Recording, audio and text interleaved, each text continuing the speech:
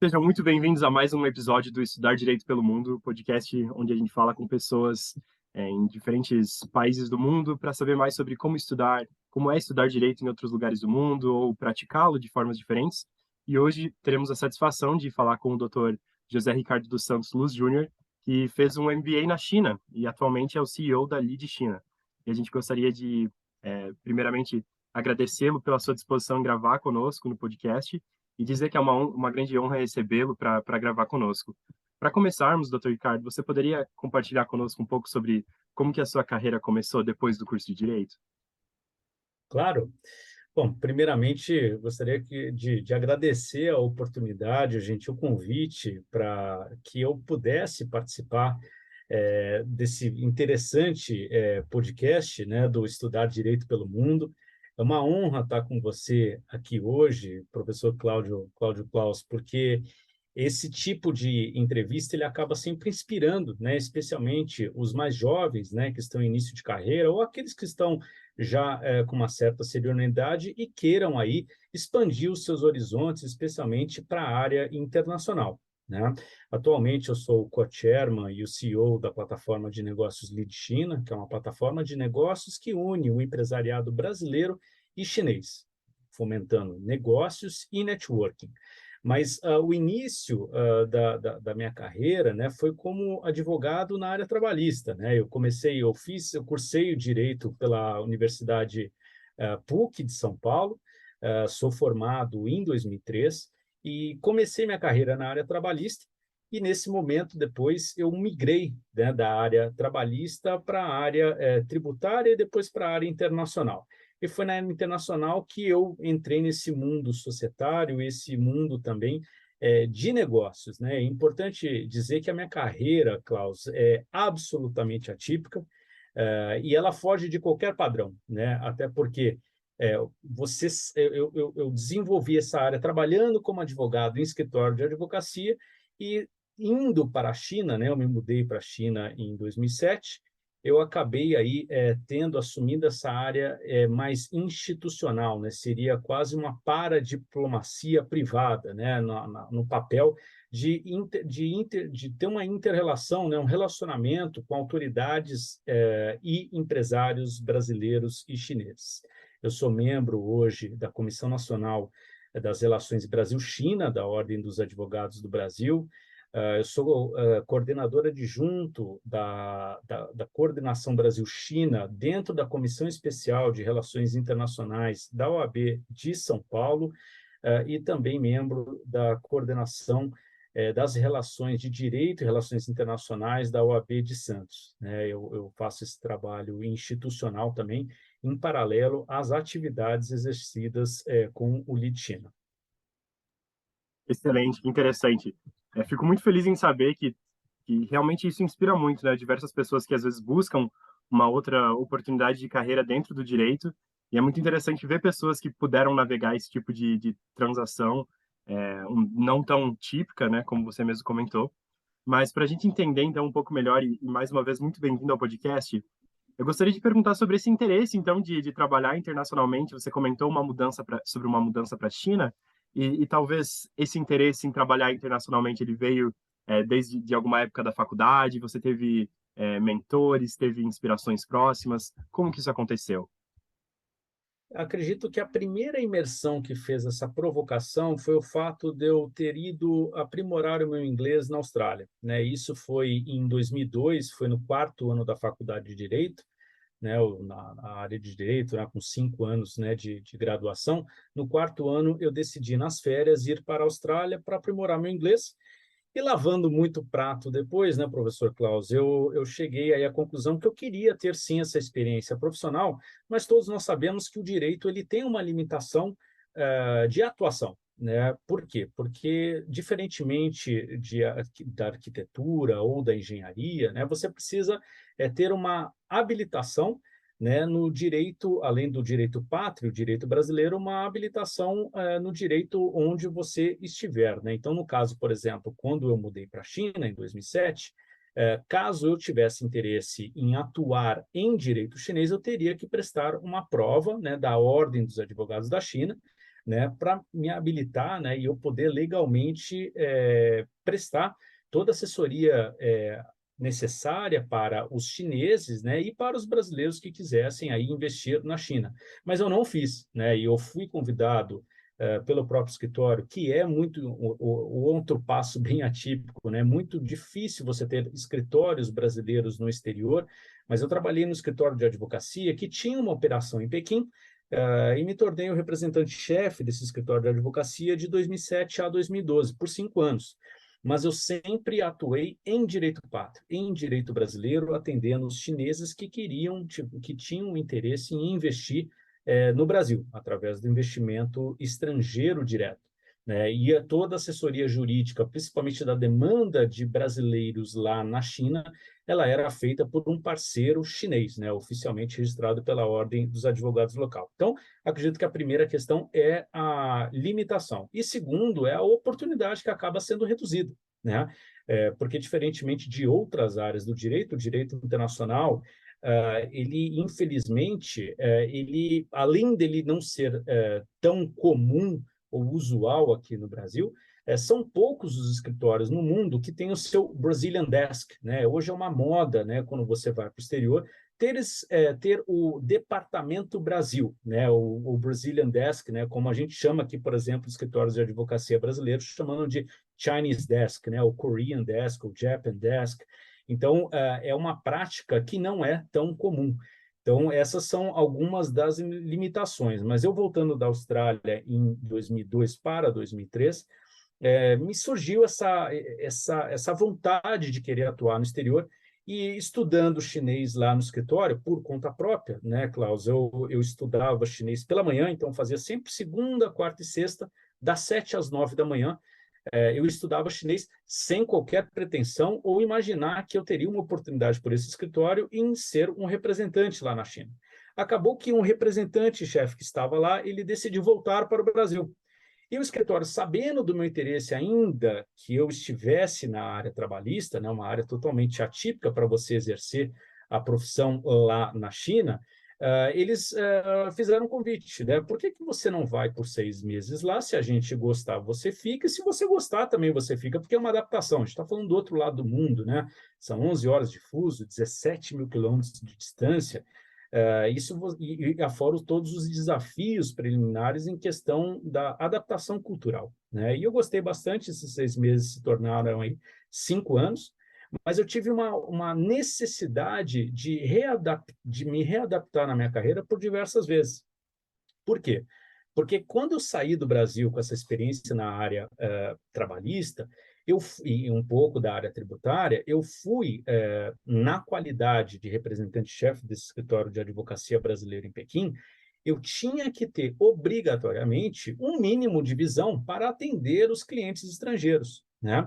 O chinês não se sentava à mesa de reunião comigo para falar se o colaborador que ele contratasse no Brasil teria férias ou não, né? Se teria direito ao 13º, né? Mas sim o quê? Uma prática de uma advocacia generalista. E isso mudou com o tempo, né? Até porque eu nasci em 80, né? E me formei em 2003, eu já sou de uma geração que já tinha certa especialização no direito, né? Então, quando você saía da faculdade, você já tinha algumas práticas em estágio e já tinha uma certa especialização na área A, B ou C. Diferentemente de gerações anteriores, que eram verdadeiros generalistas, né? Advogados que você poderia sentar e poderia ter um pouco de noção contratual, uma noção societária, trabalhista e etc. Né? E isso mudou muito. Eu tive que retomar essas raízes, ou melhor dizendo, aprender na marra, né? Ao quê? A oferecer uma orientação sobre a área societária, uma constituição de uma sociedade no Brasil, qual é a documentação que ele precisava, o número de sócios, o capital social, ter uma certa noção tributária no sentido de onde esse investimento estrangeiro direto chinês fosse aplicado no Brasil, né, uma questão também das remessas de câmbio do exterior através do Banco Central. Então, foi um mundo completamente diferente. Eu digo que ter representado um escritório de advocacia no exterior, professor Klaus, Foi uma experiência única, foi muito rica, porque, além do direito, eu comecei a desenvolver uma área que poucos advogados, que são colaboradores de escritórios de advocacia que têm, né, que é a questão de você se tornar a cara desse escritório, né, no país onde você se encontra, né? No meu caso, na República Popular da China. Então, eu estando em Pequim, eu era a cara do escritório, por exemplo, para ter jantado com o presidente do Supremo Tribunal Federal que estava visitando a Embaixada do Brasil em Pequim. Então, representava o escritório lá. Eu me recordo, por exemplo, em 2008, no Vietnã também, eu fui representar o escritório num jantar com um presidente, coincidentemente agora, né, que se tornou novamente presidente do terceiro mandato, o presidente Lula. Era a primeira visita de um presidente brasileiro lá no Vietnã. Então, fui representar. Então, acaba que você se torna esse embaixador privado, ou você desenvolve essa paradiplomacia privada, porque você, muito mais do que simplesmente fazer uma prospecção de clientes de assessoria jurídica, você também representa, você institucionalmente, você se torna aí um diretor institucional ou um diretor corporativo.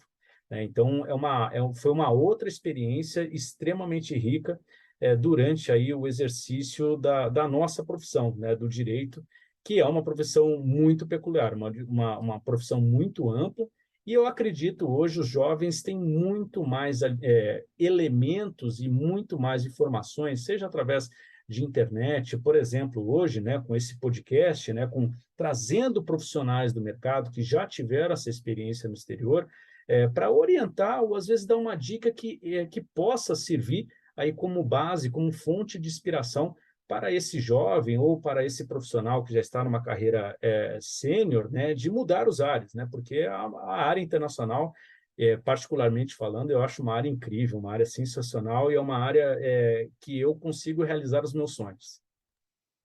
Excelente, que ótimo ouvir sobre essa possibilidade. E, de fato, quando a gente pensa nesse ponto, como você comentou, de uma diplomacia privada, de certa forma, eu penso que as pessoas que têm essa formação em direito, né, têm realmente uma possibilidade muito grande de fazer essa representação. Então, acho interessantíssimo que isso aconteceu no seu caso. Fico muito feliz em poder ouvir um pouco dessa experiência. E aí, falando um pouco mais sobre a sua experiência na China, você também teve a oportunidade de fazer um MBA na Universidade de Pequim, certo? Que é basicamente Harvard da China, certo? Então, você poderia comentar para a gente um pouco mais sobre essa oportunidade na universidade? Olha, essa oportunidade, professor Klaus, na universidade foi uma oportunidade barra desafio, como o próprio diz um ideograma chinês, né? Porque era um momento de muita intensidade, eu trabalhava bastante, eu viajava muito lá na China, seja na China continental, seja também ali em Hong Kong, Macau e outros países na região, né, do Sudeste Asiático. E aconteceu da seguinte forma: quando eu me mudei para a China, eu decidi que eu investi muito, investi pesadamente na minha carreira profissional, né? Tanto é que eu abri muito mão de lazer em diversos momentos na China. Para quê? Para estudar, né? Então, eu contratei uma professora de chinês, né, do mandarim. Ela ia no escritório das 7 horas da noite às 10. Então, religiosamente, segunda, quarta e sexta, das 7 às 10 da noite, eu estudava mandarim. E aos sábados e domingos eu fiz o part-time MBA, porque existe o MBA integral de segunda a sexta e tem um part-time, né? Ou seria a tradução de meio período, né? Que é o MBA das 8 da manhã até às 6 da tarde, com pausa para o almoço, né? Então fazia aos sábados e domingos o MBA na Universidade de Pequim. Por que que eu optei em fazer um MBA à época e não um LLM? Porque, para a minha realidade, como eu era o representante-chefe de um escritório de advocacia, eu exercia diversas ações que eu precisaria ter conceitos e habilidades práticas na área de administração, porque eu estava administrando um escritório de advocacia em Pequim. Então, a minha opção em fazer um MBA foi por essa questão. Além de uma série de módulos relacionados, por exemplo, à negociação. Então, eu tive a oportunidade, por exemplo, de estudar com o professor David Venter, né, que até hoje, um exímio negociador da África do Sul. Ele foi um dos integrantes de uma delegação que ajudou a libertar o Nelson Mandela da prisão na África do Sul. Então, é o que eu falo, não foram aulas, foram ensinamentos, né? A gente tinha até a possibilidade, eu falo sempre brincando, de escutar os mosquitos na sala de aula de tamanho silêncio. E ninguém queria parar, ninguém queria intervalo, sempre queria seguir. Então, esse part-time, ele foi um momento de muito desafio, porque o MBA, aqueles que já fizeram, sabe, o volume de leitura diária, ou melhor dizendo, né, nas madrugadas, né, pós-trabalho, e, além disso, foi uma diferença de cultura muito grande. Por quê? Porque o chinês, eu tinha, às vezes, trabalhos complexos para ser feitos na madrugada do sábado para o domingo, né? Eu lembro mesmo, eu saindo do MBA um dia, num sábado, voltei para casa e eu tinha um jantar com a minha esposa, com uma diplomata da Embaixada do Brasil em Pequim. Eu fui até esse jantar, eu voltei às 11 horas da noite do jantar, então eu cheguei no jantar por volta de 8, fiquei até às 11, porque eu acabava às 6 horas, né, a aula de MBA. E eu voltei para fazer um trabalho, eu acabei às 5 da manhã esse trabalho, né? Então é muito exaustivo, né? Precisa de muita dedicação. E, além disso, o que é mais assustador para a gente, né? Sábado e domingo a gente pensa em encontrar os amigos, né? Pedir uma pizza ou sair, né? Os mais jovens para ir para a balada. Eu muitas vezes eu ia para a biblioteca, né? E não era a biblioteca, eram bibliotecas dentro do campus da Peking University, ou a Beida, que a gente chama em chinês, né? Bei de Beijing, e DA, a gente fala de Taxue, ou seja, de universidade. Então, Universidade de Pequim, né? Beijing Taxue, ou Beida. A Universidade de Pequim tem vários campos, perdão, tem várias bibliotecas no campus. E, se a depender do horário que você chega, não pense que é um lugar tranquilo, você não encontra espaço. Por quê? Porque a gente está falando de um país com 1,4 bilhões de pessoas. A gente está falando de vários professores Klaus, com o mesmo currículo. Então, se eu, Ricardo, eu tenho a possibilidade de estudar um pouco mais mandarim, estudar um pouco mais matemática financeira, estudar um pouco mais administração, eu vou ter um currículo um pouco mais elevado que esses estudantes que estão sentados ao meu lado. É uma diferença de concepção, né? Imagina, você chegasse a sair de uma biblioteca no domingo, 10 horas da noite, né? A gente se acha, às vezes, como um ET, pela nossa própria cultura aqui no Brasil, né? Até porque os cursos geralmente são aos sábados, né? Quando ocorre no final de semana, e domingo dificilmente a gente tem a continuidade do curso, né? Quanto mais nesse volume, né? Nessa carga horária. Mas foram vários aprendizados que eu tirei em questão de cultura, em questão de concepção, em termos de oferecimento de produto, né? Eu lembro que uma das minhas colegas, ela trabalhava na Bacará, e a época, os cristais, né? E a época ela me dizia que ela tinha muita dificuldade em vender os cristais Bacará na China, porque o chinês ele dificilmente ele convida as pessoas para irem à sua casa. Então, o chinês falava, para que eu vou comprar um bacará para minha casa se ninguém vai saber que eu tenho um bacará, né? Mas, tirando de uma forma ou de outra, indiretamente, é uma piada, mas é real, né? Foram muitos aprendizados de cultura, de mindset, né? De questões corporativas, de filosofia mesmo corporativa, que eu fui aprendendo não só no meu dia a dia, durante esses 5 anos que eu estive como representante-chefe do escritório de advocacia brasileiro em Pequim, mas também dentro da Universidade de Pequim, né, todos esses ensinamentos, né, que eu tive. Só para concluir aqui, desculpe se eu estou sendo muito extenso, mas na Universidade de Pequim, eu me recordo que no dia da apresentação, eu me apresentei, falei que eu era José Ricardo, com formação jurídica, né? Eu era advogado brasileiro, casado, gostava do hobby A, B ou C e trabalhava para o escritório de advocacia brasileiro que tinha uma operação em Pequim.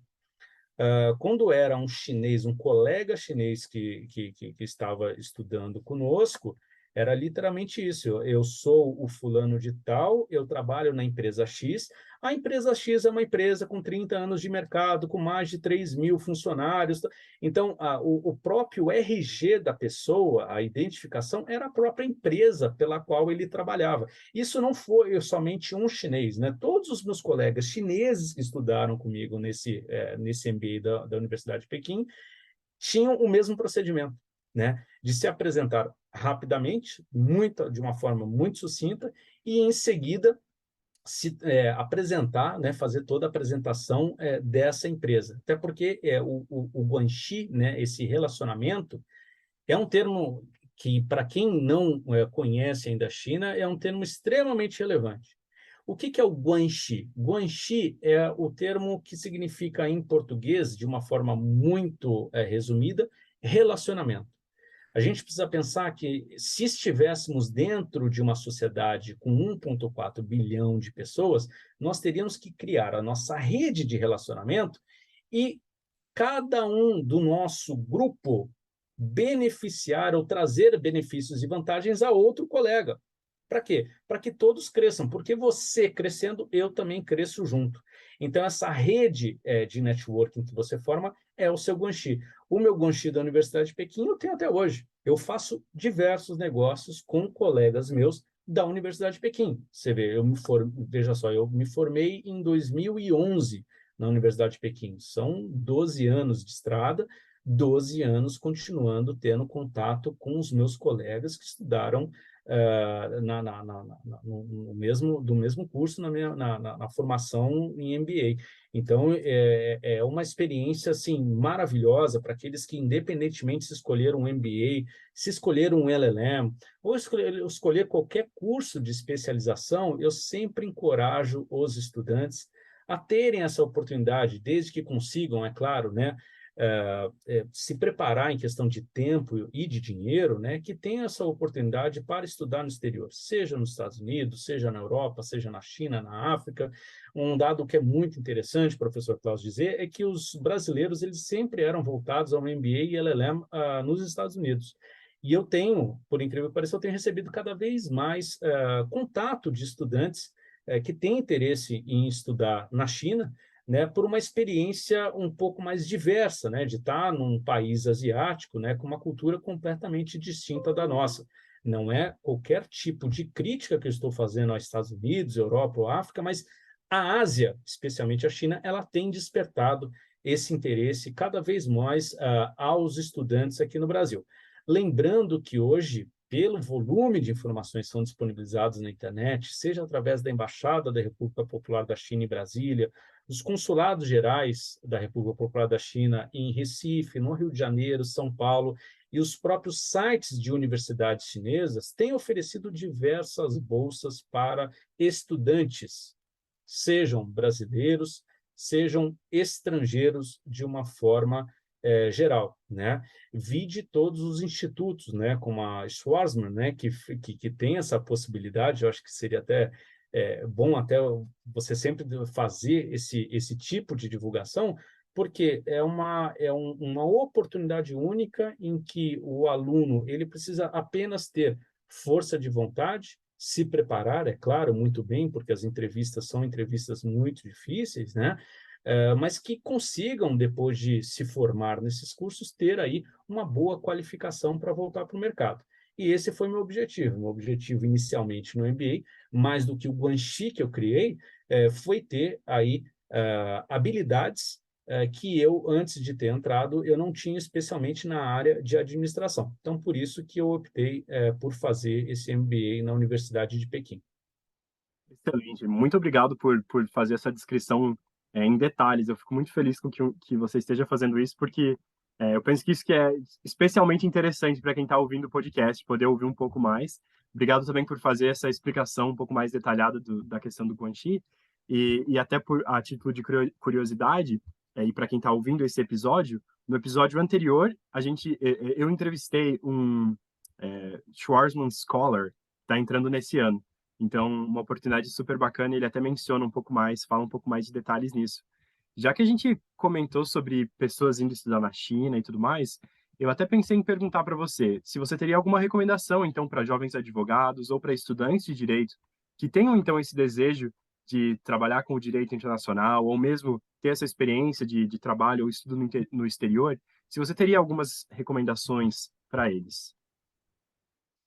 Eu tenho algumas sugestões, professor Klaus, mas eu acredito que o primeiro grande desafio do estudante, para aquele que quer ingressar, especialmente em se tratando de China, é ter um pouco de mandarim, né? E acredito que a escola de mandarim, a escola de idiomas de mandarim, lá em Pequim, Xangai, Shenzhen, eu digo Pequim, Xangai, Shenzhen, que são as grandes capitais, né? Onde que o choque intercultural é um pouco menor, né? Se comparado aos rincões na China.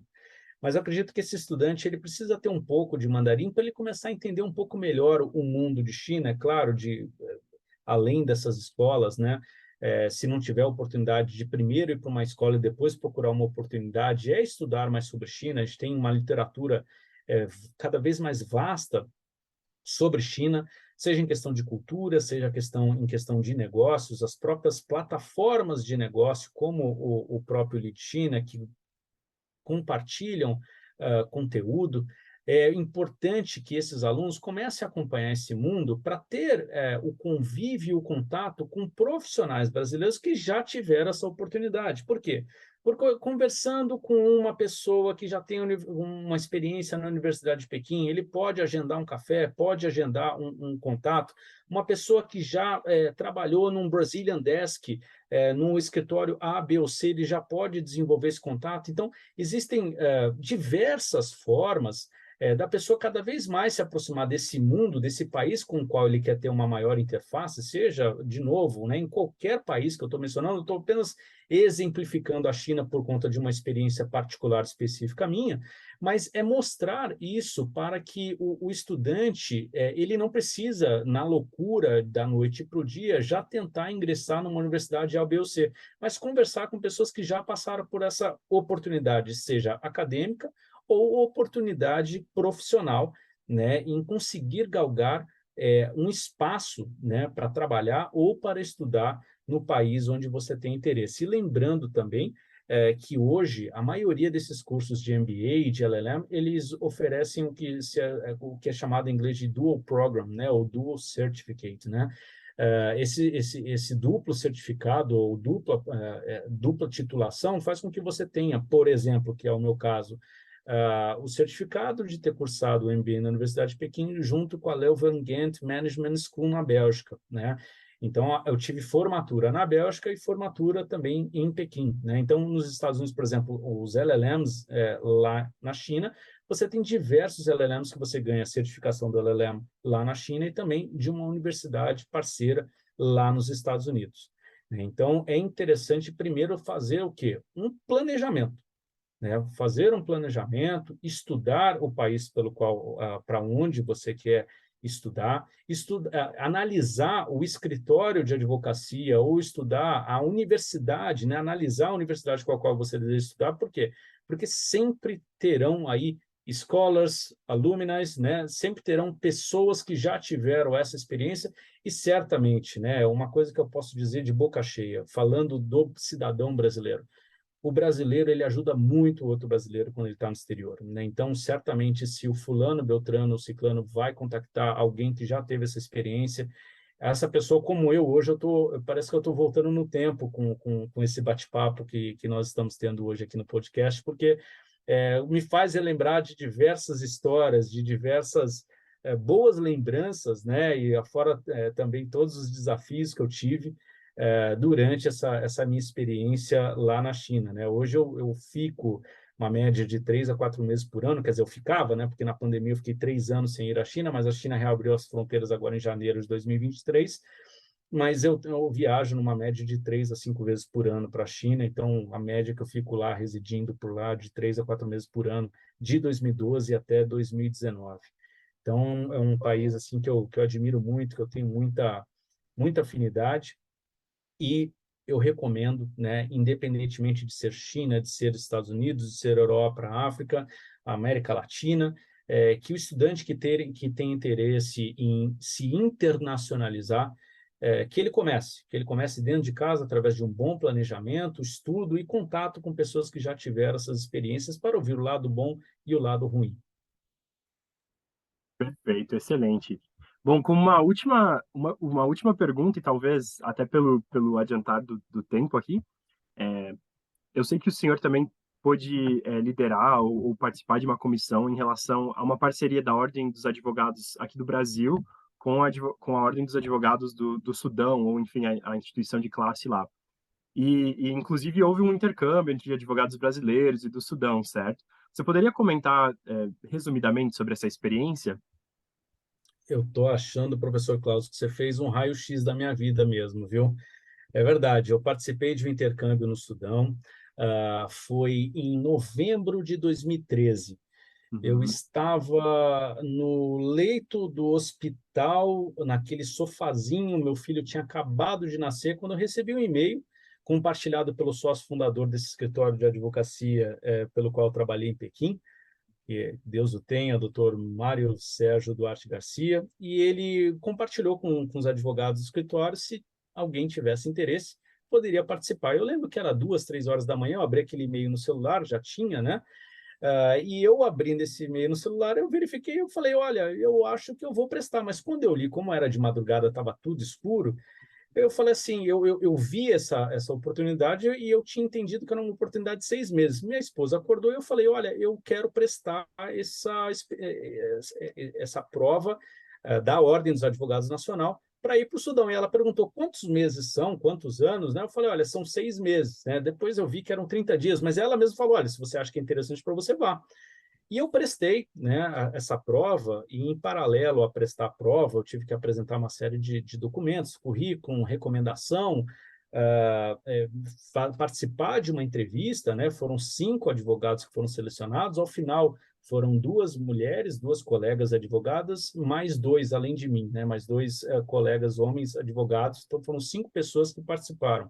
Uma experiência espetacular, né? Foram 30 dias lá, eu me preparei, né, professor Carlos, então, de novo, né, teve um planejamento, não foi na loucura. Eu estudei árabe, por exemplo, de uma forma muito intensa, porque eu queria pelo menos ter o mínimo para entender um pouco de cultura. O Sudão é um país muito desconhecido por nós brasileiros, que sai por muitos países no mundo, e foi muito especial, porque nós fomos recebidos como um caráter oficial, né? Eu lembro que chegamos no aeroporto, fomos recebidos na área VIP, tivemos contato com o Poder Judiciário, Executivo, Legislativo, vimos como é aplicada a Sharia Law, né? Então, a lei do Islã.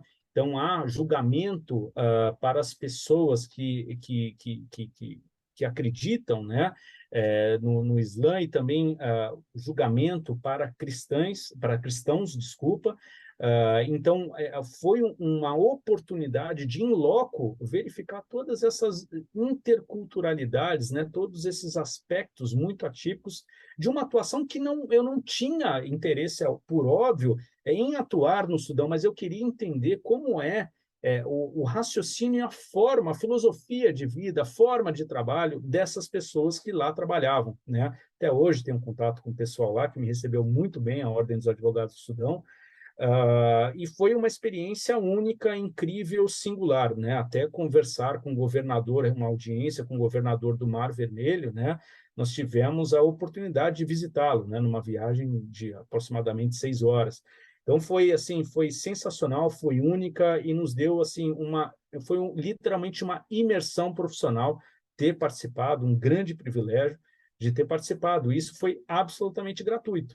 Então, os advogados e advogadas também que têm interesse em fazer cursos no exterior ou participar de intercâmbios no exterior, pode também seguir essa área, né, de intercâmbio e a área cultural também da Ordem dos Advogados, seja no estado onde você estiver, e também a Ordem dos Advogados Federal, porque há diversas oportunidades gratuitas. Eu não paguei hotel, eu não paguei passagem aérea, eu não paguei alimentação, né? Então, isso eu estou falando para o estudante que está nos ouvindo, para ter uma dimensão de falar, essa pessoa, fulano, beltrano, ciclano, veio de uma família, né? Com muitos recursos. Não, tem muitas oportunidades que você precisa ter talvez 2 requisitos, né? A primeira é força de vontade, e a segunda é ralar bastante, né? Nada cai do céu, né? Então, eu indico sempre pesquisa. E, pessoal, escutem, eu fiz isso numa jornada, quando eu entrei na universidade em 99, depois me formei em 2013, e depois segui diversas aí oportunidades, como vocês estão ouvindo, né? Como essa do Sudão, que foi em 2013. Existem diversas oportunidades e hoje a internet ela oferece todos os recursos necessários para que você consiga ter uma informação mais mastigada possível, e eu digo com certa tranquilidade, com muito mais facilidade. Mas é sempre preciso a gente se planejar, né, e correr atrás de todos aí os nossos sonhos, né? Então, por isso que eu estou aqui compartilhando aí um pouquinho da minha experiência, só um glimpse, né, só um olhar, para que, quiçá, eu consiga despertar esse interesse na área do direito e relações internacionais, aí, essa dinâmica tão linda que é o direito internacional, essa relação nossa como advogados com o mundo. Perfeito, doutor Ricardo. Muito obrigado pela sua participação no podcast hoje. Obrigado aos nossos ouvintes e nos vemos no próximo episódio.